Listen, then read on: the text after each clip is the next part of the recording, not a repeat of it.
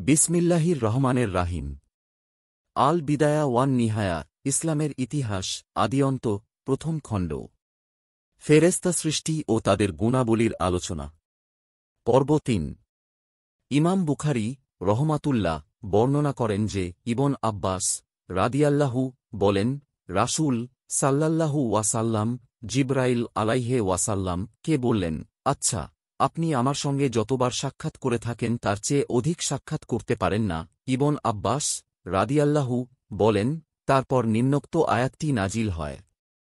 সূরা মারিয়াম আয়াত ৬৪ সূরা নং ১৯। وما تنزل إلا بعمرين ربك له وما بينا عيدنا وما خلفين وما بينا ذلك। অর্থাৎ, আমরা আপনার প্রতিপালকের আদেশ ব্যতীত অবতরণ করি না। যা আমাদের সম্মুখে ও পশ্চাতে আছে আর যা এ দুয়ের অন্তর্বর্তী, তা তাঁরই। ইমাম বুখারী রহমাতুল্লাহ বর্ণনা করেন যে ইবন আব্বাস রাদিয়াল্লাহু বলেন, রাসূল সাল্লাল্লাহু ওয়াসাল্লাম সর্বাপেক্ষা বেশি দানশীল ছিলেন।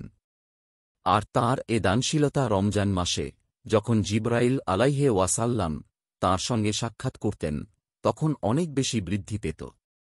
জিবরাইল আলাইহে রমজানের প্রতি রাতে তাঁর সঙ্গে সাক্ষাৎ করে কুরআন দারস দিতেন। মোট কথা, রাসূল সাল্লাল্লাহু ওয়াসাল্লাম কল্যাণ সাধনে মুক্ত বায়ু অপেক্ষাও অধিকতর উদার ছিলেন।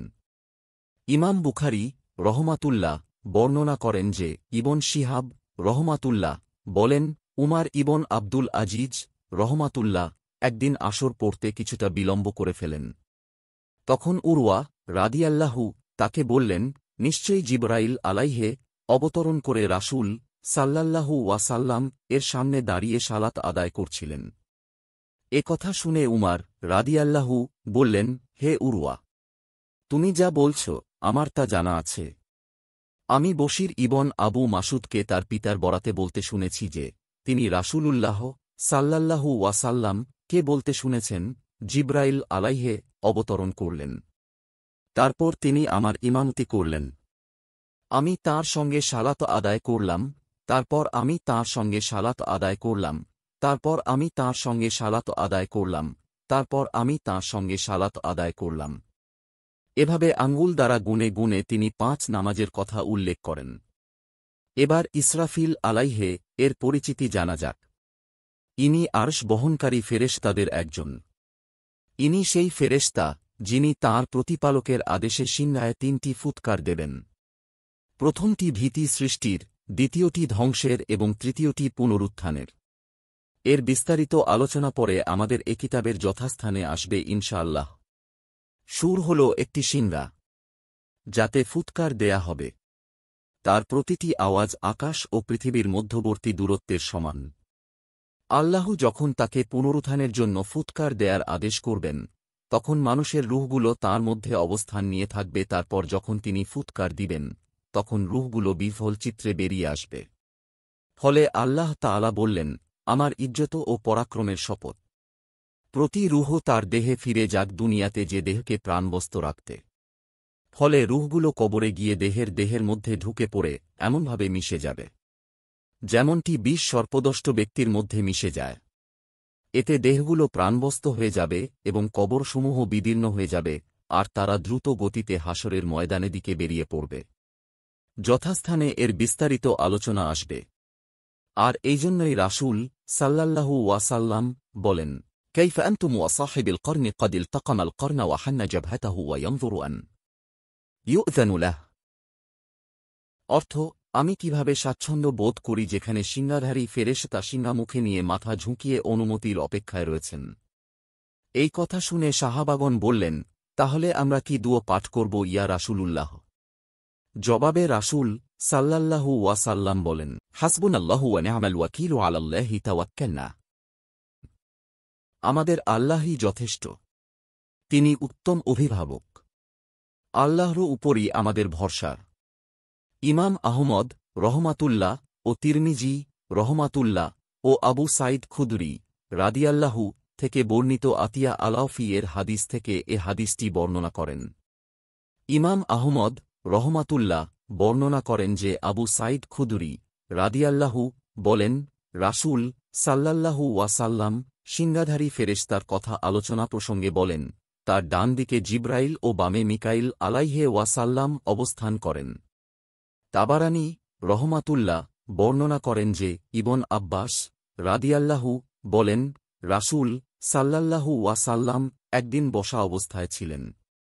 জিব্রাইল আলাইহে ওয়াসাল্লাম তখন তাঁর পাশে অবস্থান করছিলেন। এমন সময়ে বিপদ ভেদ করে ঝুঁকে ঝুঁকে ইসরাইল আলাইহে ওয়াসাল্লাম পৃথিবীর নিকটবর্তী হতে শুরু করেন। হঠাৎ দেখা গেল একজন ফেরেশতা বিশেষ এক আকৃতিতে নবী করিম সাল্লাল্লাহু ওয়াসাল্লাম এর সামনে উপস্থিত হয়ে বলেন, হে মুহাম্মদ! বান্দা নবী ও বাদশাহ নবী এই দুইটির কোন একটি বেছে নেবার জন্য আল্লাহ তাআলা আপনাকে আদেশ করছেন। রাসূল সাল্লাল্লাহু ওয়াসাল্লাম বলেন, তখন জিব্রাইল আলাইহে ওয়াসাল্লাম তাঁর হাত দ্বারা আমার প্রতি ইশারাতে বলেন যে, আপনি বিনয় অবলম্বন করুন। এতে আমি বুঝতে পারলাম যে তিনি আমার মঙ্গলার্থেই বলছেন। ফলে আমি বললাম, আমি বান্দা নবী হওয়াই পছন্দ করি। তারপর সে ফেরেশতা আকাশে উঠে গেলে আমি বললাম, হে, এ ব্যাপারে আমি আপনার নিকট জিজ্ঞেস করব বলে মনস্থ করেছিলাম, কিন্তু আপনার ভাবগতি দেখে আর তা জিজ্ঞেস করা থেকে বিরত হলাম। এবার বলুন, ইনি কে, হে জিব্রাইল? জবাবে জিব্রাইল আলাইহে ওয়াসাল্লাম বললেন, ইনি ইসরাইল আলাইহে ওয়াসাল্লাম। যেদিন আল্লাহ তাঁকে সৃষ্টি করেছেন সেদিন থেকে তিনি তাঁর সম্মুখে পদদ্বয় সোজা রেখে নত মস্তকে দাঁড়িয়ে আছেন। কখনো তিনি চোখ তুলেও তাকান না। তাঁর ও মহান প্রতিপালকের মধ্যে রয়েছে ৭০টি নূরের পর্দা। তাঁর কোন একটির কাছে ঘেঁষলে তা তাকে পুড়িয়ে ফেলবে। তাঁর সামনে একটি ফলক আছে। আকাশ কিংবা পৃথিবীর ব্যাপারে আল্লাহ কোনো আদেশ দিলে সে ফলকটি উঠে গিয়ে তা তাঁর ললাটদেশে আঘাত করে। তখন তিনি চোখ তুলে তাকান। সে আদেশ যদি আমার কর্ম সম্পৃক্ত হয়, তাহলে সে ব্যাপারে আমাকে তিনি আদেশ দেন। আর যিনি তা মালাকুল মতের কাজ হয় তবে তিনি তাঁকে তাঁর আদেশ দেন। আমি বললাম, হে জিব্রাইল, আপনার দায়িত্ব কি? তিনি বললেন, বাতাস ও সৈন্য সংক্রান্ত। আমি বললাম, আর মিকাইল কিসের দায়িত্বে নিয়োজিত? বললেন, উদ্ভিদাদি ও বৃষ্টির দায়িত্বে। আমি বললাম, আর মালাকুল মতো কোন দায়িত্বে আছেন? বললেন, রুহু কবজ করার দায়িত্বে। আমি তো মনে করেছিলাম উনি কিয়ামত কায়েম করার জন্য অবস্থান করেছেন বুঝি। আর আপনি আমার যে ভাবগতি দেখেছিলেন তা কিয়ামত কায়েম হওয়ারই ভয় হয়েছিল।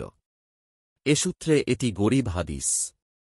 সহিহ মুসলিমের আয়েশা রাদিয়াল্লাহু থেকে বর্ণিত আছে যে, রাসূল সাল্লাল্লাহু ওয়াসাল্লাম রাতে যখন নামাজ পড়ার জন্য দণ্ডায়মান হতেন, তখন তিনি বলতেন, اللهم رب جبريل وميكائيل وإسرافيل وعزرائيل شرطة والغيب والشهادة أنت تحكم بين عبادك فيما كانوا فيه يختلفون اهدني لما اختلف فيه من الحق بإذنك إنك تهدي من تشاء إلى صراط مستقيم। অর্থাৎ, হে আল্লাহ, হে জিব্রাইল, মিকাইল ও ইসরাফিলের প্রতিপালক, হে আকাশসমূহ ও পৃথিবীর সৃষ্টিকর্তা, গুপ্ত ও প্রকাশ্য সবকিছুর পরিজ্ঞাতা, তুমিই তো তোমার বান্দাদের মাঝে সে বিষয়ে মীমাংসা করবে যে বিষয়ে তারা মতবিরোধে লিপ্ত ছিল। তুমি আমাকে সত্যের বিরোধপূর্ণ বিষয়ে হিদায়াত দান করো। তুমি তো যাকে ইচ্ছা করো তাকেই সঠিক পথে সন্ধান দিতে পারো। সিংহা সম্পর্কিত হাদিসে আছে যে ইসরাফিল আলাইহে ওয়াসাল্লাম কি হবেন প্রথম, যাকে আল্লাহ ধ্বংসের পর ফুৎকার দেয়ার জন্য পুনর্জীবিত করবেন। মুহাম্মদ ইবন হাসাল নাক্কাশ রহমাতুল্লাহ বলেন, ইসরাফিল আলাইহে ওয়াসাল্লাম ফেরেশতাদের মধ্যে সর্বপ্রথম সিজদা করেছিলেন। এরই পুরস্কারস্বরূপ তাঁকে লোহে মাহফুজের কর্তৃত্ব দেওয়া হয়েছে। আবুল কাসিম সুহায়েলি রহমাতুল্লাহ আল আ'লামু ফিল কুরআনি ফি আনাহুম বিমা আন্নাহুম ওয়াল আ'লাম আলিলাম ফি আল কুরআন ফি আন্নাহুম বিমা আনহুম ওয়া আলালাম নামক কিতাবে এ কথাটি বর্ণনা করেছেন। আল্লাহু তাআলা বলেন, সূরা বাকারা আয়াত ৯৮ সূরা নং ২, মান কানা আদুওয়ান লিল্লাহি ওয়া মালাইকাতুহু ওয়া রুসুলুহু ওয়া জিবরিল ওয়া মিকাইলা শারতা। অর্থাৎ, যে কেউ আল্লাহর, তাঁর ফেরেশতাদের, তাঁর রাসূলগণের এবং জিব্রাইল ও মিকাইলের শত্রু। এ আয়াতে বিশেষ মর্যাদা সম্পন্ন হওয়ার কারণে জিব্রাইল ও মিকাইল আলাইহে ওয়াসাল্লাম কে মালাকা এর উপর হেবফ করা হয়েছে। জিব্রাইল হলেন এক মহান ফেরেশতা। পূর্বেই তাঁর প্রসঙ্গে আলোচনা হয়েছে। আর মিকাইল আলাইহে ওয়াসাল্লাম হলেন বৃষ্টি ও উদ্ভিদাদির দায়িত্বে নিয়োজিত। তিনি আল্লাহ থেকে প্রাপ্ত বিশেষ মর্যাদার অধিকারী ও নৈকট্যপ্রাপ্ত ফেরেশতাদের অন্যতম।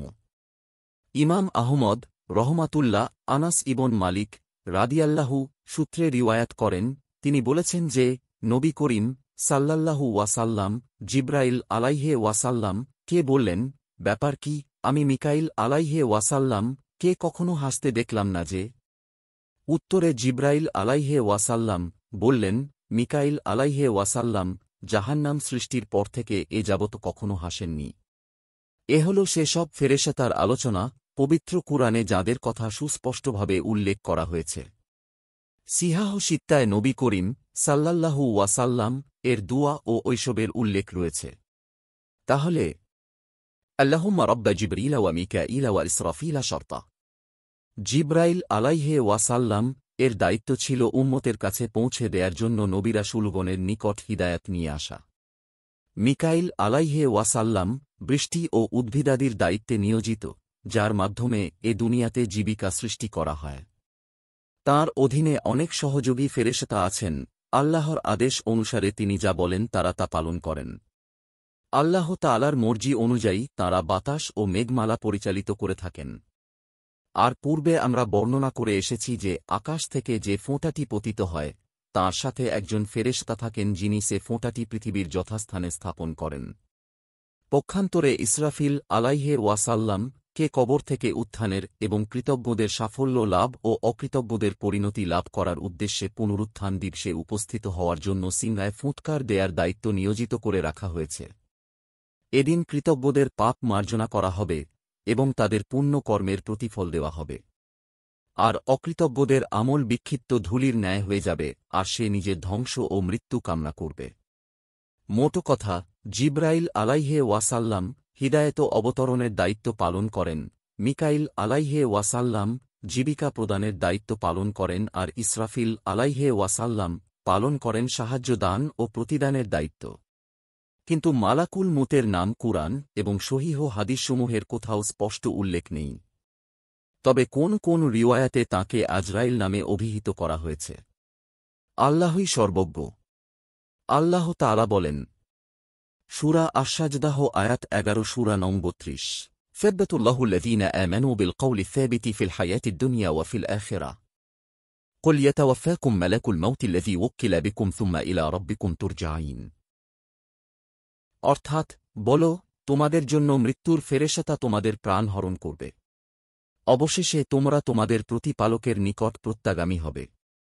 এ মালাকুল মউতেরও কিছু সহযোগী ফেরেশতা আছেন, যারা মানুষের রূহকে দেহ থেকে বের করে তা কণ্ঠনালী পর্যন্ত নিয়ে আসেন, তারপর মালাকুল মউত নিজ হাতে তা কবজ করেন। তিনি তা কবজ করার পর সহযোগী ফেরেশতাগণ এক পলকের জন্য তা তাঁর হাতে থাকতে না দিয়ে সঙ্গে সঙ্গে তারা তাকে নিয়ে উপযুক্ত কাফনে আবৃত করেন। নিম্নের আয়াতে এ বিষয়ে বিস্তারিত আলোচনা করা হয়েছে। আল্লাহ বলেন, সূরা ইব্রাহিম আয়াত 27 সূরা নং 14, ফাব্বাতুল্লাহু আল্লাযীনা আমানু বিল কওলি সাবিতি ফিল হায়াতিদ দুনিয়া ওয়া ফিল আখিরাহ। অর্থাৎ, যারা শাশ্বত বাণীতে বিশ্বাসী তাদেরকে ইহজীবনে ও পরজীবনে আল্লাহ সুপ্রতিষ্ঠিত রাখবেন। তারপর তারা রূহটি নিয়ে ঊর্ধ্ব জগতে দিকে রওয়ানা হন। রূহ যদি সৎকর্মপরায়ণ হয় তাহলে তার জন্য আকাশের দ্বারসমূহ খুলে দেওয়া হয়, অন্যথায় তার সামনেই তা বন্ধ করে দিয়ে তাকে পৃথিবীর দিকে ছুঁড়ে ফেলা হয়। আল্লাহ তাআলা বলেন, সূরা আনাম আয়াত 161 হতে 162 সূরা নং 6, وهو القاهر فوق عباده ويرسل عليكم حفظة حتى إذا جاء أحدكم الموت توفته رسلنا وهم لا يفرطون ثم ردوا إلى الله مولاهم الحق ألا له الحكم وهو أسرع الحاسبين। অর্থাৎ, তিনি তাঁর বান্দাদের পরাক্রমশালী এবং তিনি তোমাদের রক্ষক প্রেরণ করেন। অবশেষে যখন তোমাদের কারও মৃত্যুকাল উপস্থিত হয় তখন আমার প্রেরিতরা তার মৃত্যু ঘটায় এবং তার কোন ত্রুটি করে না। তারপর তাদের প্রকৃত প্রতিপালকের দিকে তারা প্রত্যানীত হয়। দেখো, কর্তৃত্ব তো তাঁরই এবং হিসাব গ্রহণে তিনিই সর্বাপেক্ষা তৎপর। আব্বাস রাদিয়াল্লাহু ও মুজাহিদ রহমাতুল্লাহ প্রমুখ থেকে বর্ণিত যে, তারা বলেন, গোটা পৃথিবী মালাকুল মউতের সামনে একটি পাত্রের ন্যায়। তার যে কোনো অংশ থেকে ইচ্ছা তিনি হাত বাড়িয়ে গ্রহণ করতে পারেন। আমরা এও উল্লেখ করেছি যে মৃত্যুর ফেরেশতাগণ মানুষের নিকট তার আমল অনুপাতে আগমন করে থাকেন। লোক যদি মুমিন হয় তবে তার নিকট উজ্জ্বল চেহারা, সাদা পোশাক ও হৃদয়বান ফেরেশতাগণ আগমন করেন। আর লোক যদি কাফির হয় তাহলে এর বিপরীতমুখী ফেরেশতাগণ আগমন করেন। এ ব্যাপারে আমরা মহান আল্লাহর নিকট আশ্রয় প্রার্থনা করি। জাফর ইবন মুহাম্মাদ তাঁর পিতাকে বলতে শুনেন যে একদা রাসূল সাল্লাল্লাহু ওয়াসাল্লামকে এক আনসারীর শিয়রে বসে মালাকুল মুতকে দেখতে পেয়ে তাঁকে বললেন, হে মালাকুল মুত, আমার সাহাবীর সঙ্গে সদয় ব্যবহার করুন, কারণ সে মুমিন।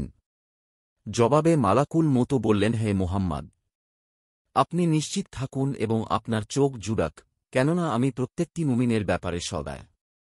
আপনি জেনে রাখুন, পৃথিবীর কোনো মাটির কাঁচা ঘর বা পশম আচ্ছাদিত তাঁবু, তা জলে হোক বা স্থলে হোক যেথা, এমন কোন জায়গা যেখানে আমি দৈনিক 5 বার লোকদের তল্লাশি না করে থাকি। ফলে ছোট বড় সকলকেই আমি ব্যক্তিগতভাবে চিনি। আল্লাহ শপথ, হে মুহাম্মদ, আল্লাহর আদেশ ব্যতীত একটি মশা রুহ কবজ করা সাধ্য আমার নেই। জাফর ইবনু মুহাম্মদ বলেন, আমার আব্বা আমাকে জানিয়েছেন যে মৃত্যুর ফেরেশতাগণ নামাজের সময়ও লোকদেরকে তল্লাশি করে ফিরেন। তখন কারও মৃত্যুর সময় এসে পড়লে যদি সে নামাজের পাবন্দ হয়ে থাকে তাহলে ফেরেশতারা তাঁর নিকটে এসে শয়তানকে তাড়িয়ে দেন এবং সে সজায় মৃত্যুকে। আল্লাহু ওয়াহদাহু লা শারীকা লাহু ওয়া আন্না মুহাম্মাদান রাসূলুল্লাহ এর তালকিন করেন। এ হাদিসটি মুরসাল এবং কেউ কেউ এর সমালোচনা করেছেন। সিংহা সম্পর্কিত হাদিসে আমরা আবু হুরায়রা রাদিয়াল্লাহু সূত্রে রাসূল সাল্লাল্লাহু ওয়াসাল্লাম এর একটি দীর্ঘ হাদিস বর্ণনা করেছি। তাতে এও আছে যে আল্লাহ তাআলা ইসরাফিল আলাইহে ওয়াসাল্লাম কে ধ্বংসের ফুৎকারের আদেশ করেন। সে মতে তিনি ফুৎকার দিলে আকাশসমূহ ও পৃথিবীর অধিবাসীরা সকলেই ধ্বংস হয়ে যাবে। কেবল তারাই নিরাপদ থাকবেন যাদেরকে আল্লাহ নিরাপদ রাখতে ইচ্ছা করবেন। এভাবে তারা বিনাশ হয়ে গেলে মৃত্যুর ফেরেশতা আল্লাহ তাআলার নিকট এসে বলবেন, হে আমার প্রতিপালক, আপনি যাদেরকে রক্ষা করতে ইচ্ছা করেছেন তারা ব্যতীত আকাশসমূহ ও পৃথিবীর অধিবাসীগণের সকলেই তো মারা গিয়েছে। কে কে জীবিত আছে তা জানা থাকা সত্ত্বেও আল্লাহ তাআলা বলবেন, কে জীবিত রইল? তিনি বলবেন, জীবিত আছেন আপনি, যিনি চিরঞ্জীব, যার মৃত্যু নেই। আর বেঁচে আছেন আপনার আরশ বহনকারীগণ এবং জিব্রাইল ও মিকাইল। এ কথা শুনে আল্লাহ তাআলা বলবেন, জিব্রাইল এবং মিকাইলেরও মৃত্যু হয়ে যাক। তখন আরশ আল্লাহর সঙ্গে কথা বলবে। সে বলবে, হে আমার প্রতিপালক, জিব্রাইল এবং মিকাইলও মারা যাবেন? আল্লাহ বলবেন, চুপ করো। আমার আরশের নিচে যারা আছে তাদের প্রত্যেকের জন্য আমি মৃত্যু অবধারিত করে রেখেছি। তারপর তাঁরা দুজনও মারা যাবেন। তারপর মালাকুল মতো মহান আল্লাহর নিকট এসে বলবেন, হে আমার প্রতিপালক, জিব্রাইল এবং মিকাইলও তো মারা গিয়েছেন। একটা শুনে আল্লাহ তাআলা বলবেন, অথচ কে বেঁচে আছে সে সম্পর্কে তিনি সমধিক অবহিত, তাহলে আর কে বেঁচে আছে? তিনি বলবেন, বেঁচে আছেন আপনি চিরঞ্জীব সত্তা, যার মৃত্যু নেই। আর বেঁচে আছে আপনার আরশ বহনকারীগণ ও আমি। তখন আল্লাহ তাআলা বলবেন, আমার আরশ বহনকারীদেরও মৃত্যু হোক। ফলে তারা মারা যাবেন এবং আল্লাহর আদেশে আরশ ইসরাফিলের নিকট থেকে সিংহাটা নিয়ে নেবেন। তারপর মালাকুল মতো এসে বলবেন, হে আমার প্রতিপালক, আপনার আরশ বহনকারীগণ মারা গেছেন। তা শুনে আল্লাহ তাআলা বলবেন, যদিও কে বেঁচে আছে তা তিনিই সবচেয়ে ভালো জানেন, তাহলে আর কে বেঁচে আছে? তিনি বলবেন, বেঁচে আছেন আপনি চিরঞ্জীব সত্তা, যার মৃত্যু নেই। আর বেঁচে আছি আমি। তখন আল্লাহ তাআলা বলবেন, তুমিও আমার সৃষ্টিসমূহের একটি সৃষ্টি। আমি তোমাকে বিশেষ উদ্দেশ্যে সৃষ্টি করেছিলাম। অতএব তুমিও মারা যাও। ফলে তিনিও মারা যাবেন। তারপর অবশিষ্ট থাকবেন শুধু অতিশয় পরাক্রমশালী এক ও অমুখাপেক্ষী সত্তা, যিনি কাউকে জন্ম দেননি এবং যাকে কেউ জন্ম দেয়নি, যার তুল্য কেউ নেই, যিনি প্রথমে যেমন ছিলেন পরেও তেমনি থাকবেন। ইমাম তাবরানী, ইবনু জারির এবং বাইহাকি রহমাতুল্লাহ এ হাদিসটি সবিস্তারে বর্ণনা করেছেন। আর হাফিজ আবু মুসা আল-মাদিনী আততিওয়ালাত গ্রন্থে হাদিসটি বর্ণনা করেছেন। তাঁর বর্ণনায় কিছু অতিরিক্ত বিরল কথাও আছে। তাহলে আল্লাহ তাআলা বলবেন, তুমি আমার সৃষ্টিসমূহের একটি সৃষ্টি। তোমাকে আমি বিশেষ উদ্দেশ্যে সৃষ্টি করেছিলাম। অতএব তুমি এমনভাবে মরে যাও যার পর আর কখনো তুমি জীবিত হবে না। কুরআনে যেসব ফেরেশতার নাম উল্লেখ করা হয়েছে, প্রাচীন যুগের বিপুল সংখ্যক আলিমের মতে তাদের মধ্যে হযরত হারুত এবং মারুত রয়েছেন। এদের কাহিনী সম্পর্কে বেশ কিছু রিওয়ায়েত বর্ণিত হয়েছে, যার বেশিরভাগই ইসরায়েলি বর্ণনা। ইমাম আহমাদ রহমাতুল্লাহ এ প্রসঙ্গে ইবনু উমর রাদিয়াল্লাহু থেকে একটি মারুফু হাদিস বর্ণনা করেছেন এবং ইবনু হিব্বান তাঁর তাকাসিন গ্রন্থে তাকে সহিহ বলে মন্তব্য করেছেন। তবে আমার মতে বর্ণনাটির বিশুদ্ধতায় সন্দেহের অবকাশ রয়েছে। হাদিসটি আবদুল্লাহ ইবনু উমর রাদিয়াল্লাহু এর উপর মওকুফ হওয়াই অধিকতর যুক্তিসঙ্গত। সম্ভবত এটি তিনি কাব আহবার থেকে গ্রহণ করেছেন, যেমন পরে আলোচনা আছে। উক্ত বর্ণনায় আছে যে জোহরা তাঁদের সামনে সেরা সুন্দরী রমণীরূপে আত্মপ্রকাশ করেছিল। আলী ইবন আব্বাস ও ইবনু উমর রাদিয়াল্লাহু থেকে বর্ণিত আছে যে জোহরা একজন রমণী ছিল। হারুত ও মারুত তার নিকট কুপ্রস্তাব দিলে ইসমে আজম শিক্ষাদানের শর্তারোপ করে এবং তারা তাকে তা শিখিয়ে দেন। তখন সে তা পাঠ করে আকাশে উঠে যায় এবং শুক্র গ্রহের রূপ ধারণ করে। হাকিম রহমাতুল্লাহ তাঁর মুস্তাদরাকে বর্ণনা করেন যে ইবনু আব্বাস রাদিয়াল্লাহু বলেন, সে যুগে এমন একজন রূপসী রমণী ছিল, নারী সমাজে তাঁর রূপ ছিল ঠিক নক্ষত্র জগতে জোহরার রূপের ন্যায়। জোহরা সম্পর্কে বর্ণিত পাঠগুলোর মধ্যে এটিই সর্বোত্তম। কেউ কেউ বলেন হারুত মারুতের কাহিনীটি ইদ্রিস আলাইহে ওয়াসাল্লাম এর আমলে ঘটেছিল। আবার কেউ বলেন এটা সুলায়মান ইবন দাউদের আমলের ঘটনা। তাকসিরে আমরা এ কথাটি উল্লেখ করেছি। মোট কথা, এসব হচ্ছে ইসরায়েলি বর্ণনা। কাব আহবার হলেন এর উৎস। যেমন আব্দুর রাজ্জাক তাঁর তাফসির গ্রন্থে কাব আহবার সূত্রে কাহিনীটি বর্ণনা করেছেন। আর সন্দের দিক থেকে এটি বিশুদ্ধতর। আল্লাহই সর্বজ্ঞ। তাছাড়া কেউ কেউ বলেন ওয়ামা উনজিলা আলাল মালাকাইনি বিবাবিলা হারুত ওয়া মারুত। এ আয়াত দ্বারা জিনদের দুটি গোত্রকে বোঝানো হয়েছে। ইবন হায়েমো রহমাতুল্লাহ এ অভিমত ব্যক্ত করেছেন। তবে এ অভিমতটি একটি বিরল ও স্পষ্ট কল্পিত অভিমত।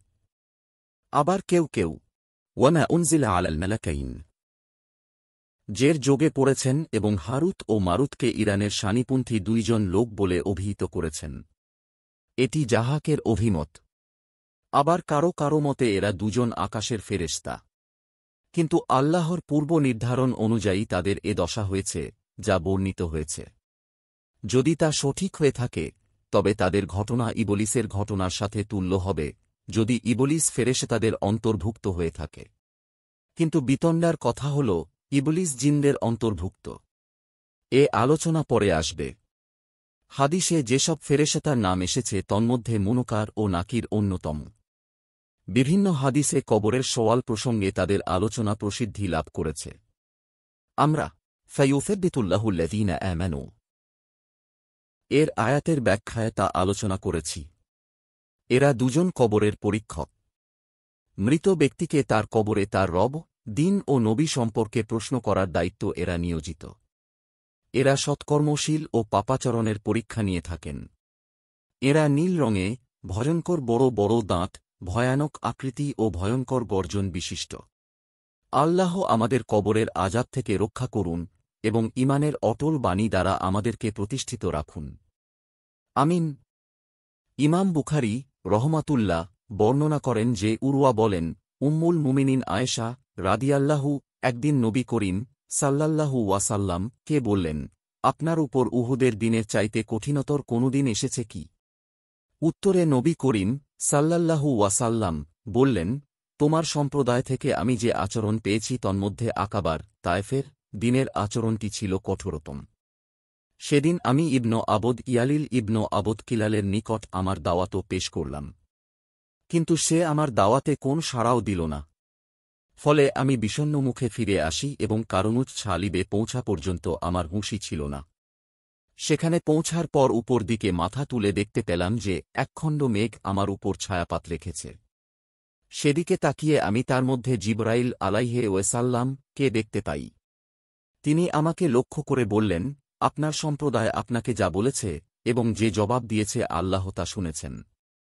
তিনি আপনার নিকট পাহাড়ের দায়িত্বে নিয়োজিত ফেরেশতাকে প্রেরণ করেছেন, যাতে আপনি তাঁকে তাদের ব্যাপারে যা ইচ্ছা আদেশ করেন। তখন পাহাড়ের ফেরেশতা আমাকে সালাম দিয়ে বললেন, হে মুহাম্মদ! আপনি যদি বলেন তাহলে এ পাহাড় চাপিয়ে এদেরকে খতম করে দেই। জবাবে নবী করিম সাল্লাল্লাহু ওয়াসাল্লাম বললেন, বরং আমি আশা করি যে আল্লাহ তাদের ঔরস থেকে এমন প্রজন্ম সৃষ্টি করবেন যারা একমাত্র আল্লাহর ইবাদত করবে এবং তাঁর সঙ্গে কাউকে শরিক করবে না। ইমাম মুসলিম রহমাতুল্লাহ ইবনু ওহাবের হাদিস থেকে এ হাদিসটি বর্ণনা করেছেন। আমার ভিডিও ভালো লাগলে এবং পরবর্তী ভিডিও পেতে সাবস্ক্রাইব করুন প্লিজ।